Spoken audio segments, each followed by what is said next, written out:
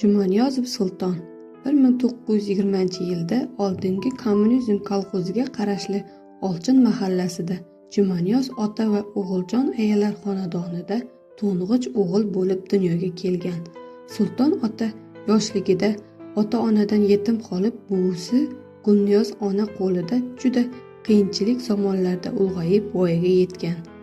Bilimga chanqoq va tafakkuri teran Sultonboy 14 yoshidan xat savodi yaxshi bo'lganligi sababli kolxoz brigadiriga tabelchi qilib qo'yilgan.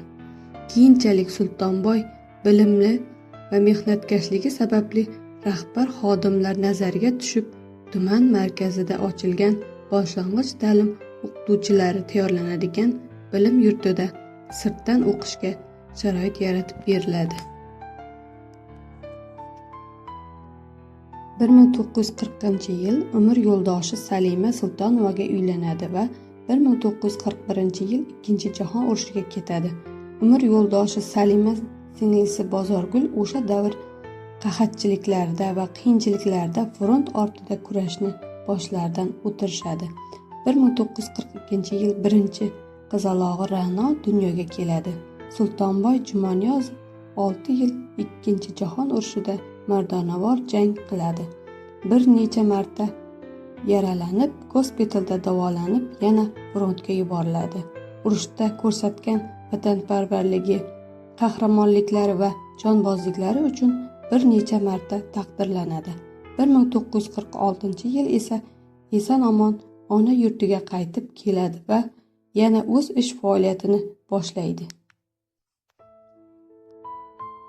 Urush tugab, hayot o'z iziga tusha boshlaydi va turmush sharoitlari ham yaxshilana bordi. Sulton ota bilan Salima ona 8 nafar farzandlarni dunyoga keltirishadi. Ularni oq yuvib, oq tarab, el yurt koriga yaraydigan insonlar qilib tarbiyalashadilar.